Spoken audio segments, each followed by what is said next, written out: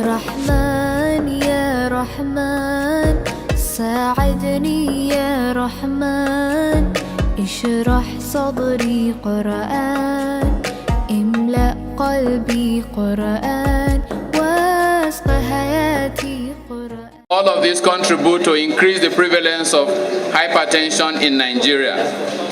Despite taking medications, most people still have their blood pressure not controlled. And when blood pressure is not controlled, it can lead to significant problems like cardiovascular diseases, renal failure, and increase in mortality.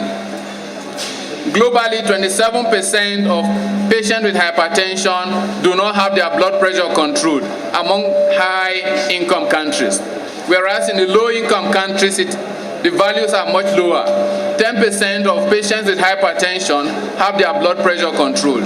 The remaining 90%, despite taking medication, their blood pressure is still not controlled.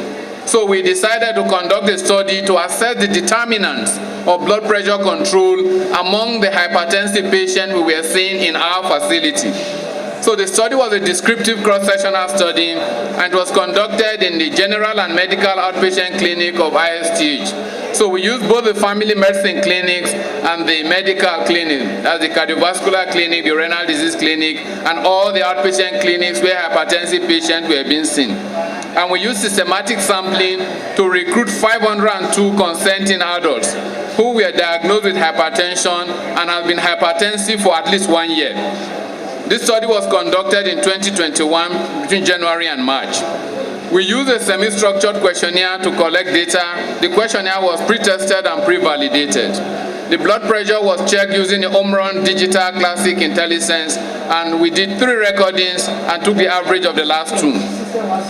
Blood pressure greater than or equal to 140/90 was categorized as not controlled according to WHO, while those with blood pressure less than 140/90 were categorized as having controlled blood pressure. We also checked the waist circumference using a non-stretchable tape, and we checked the hip circumference and determined the waist-hip ratio. For the purpose of the study, waist-hip ratio less than 1 for men and 0.9 for women were classified as normal, while those greater than or equal to 1 for men and 0.9 for women were categorized as obese. So the data was analyzed and ethical approval was obtained for the study from the Ethics Committee of Irua Specialist Teaching Hospital. We obtained written informed consent from the participants prior to commencement of the study. What were the results? At the end of the study, 55% of our study participants were female. The mean age of respondents was 52.98 with a standard deviation of 12.82.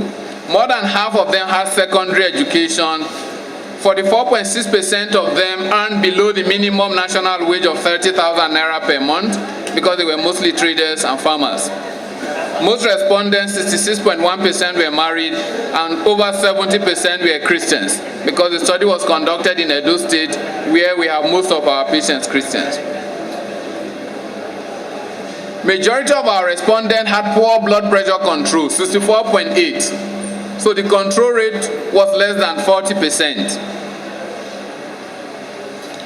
19.7% of them had fair control, and only 15.5% had optimal blood pressure control, which is in line with the global statistics. So this is a chart indicating the blood pressure control among the respondents. Now the study found that highest level of education, monthly household income, employment status, marital status, and religion were significantly associated with blood pressure control. In other words, those with a higher level of education had better control, and those who had more money had better blood pressure control. Those who had better jobs or who were married had better blood pressure control. The study also found a significant association between blood pressure control and level of physical activity. So those who were more physically active had better control compared to those who were less active. Those who did not smoke cigarette had better control compared to those who smoked. Those who consumed less salt had better blood pressure control. And duration of hypertension also was found to be significantly associated with blood pressure control. And then the waist-hip ratio, which was a measure of obesity, was again associated. So those who were not obese had better blood pressure control compared to those who were obese. And then blood pressure control, when we further subjected the result to linear and multiple logistic regression, it was shown that blood pressure control was more likely to be controlled if the respondent had a household monthly income that was 50,000 or more. Therefore, emphasizing the need to increase the national minimum wage for workers. Marriage was also significantly shown to be associated with blood pressure control. Those who were married had stronger family support and therefore had a higher chances of getting their blood pressure controlled.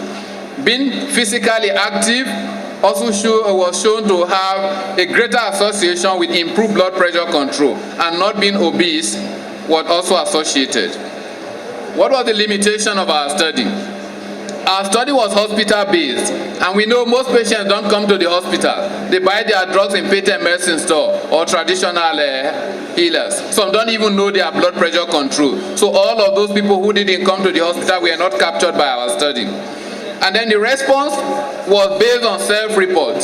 So it was what the people told us that we used to determine.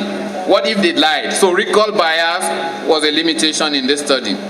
And then we did not look at the role of medication adherence in blood pressure control. We just looked at whether the blood pressure was controlled or not. We looked at the socio-demographic characteristics, and then we looked at obesity. What about if they were taking their drugs and that is what made the blood pressure control? So this is another limitation. We did not assess medication adherence. And then other comorbidities like diabetes mellitus, dyslipidemia, and renal status could have affected control. These were co-founders that the study did not know. So in conclusion, our study showed that the respondent study had a low and unsatisfactory blood pressure control level, and this finding in a tertiary setting may imply that lower levels of healthcare may have lower control rates. So the problem could actually be worse than is depicted. And then numerous socio-demographic and lifestyle variables were shown to be associated with blood pressure regulation.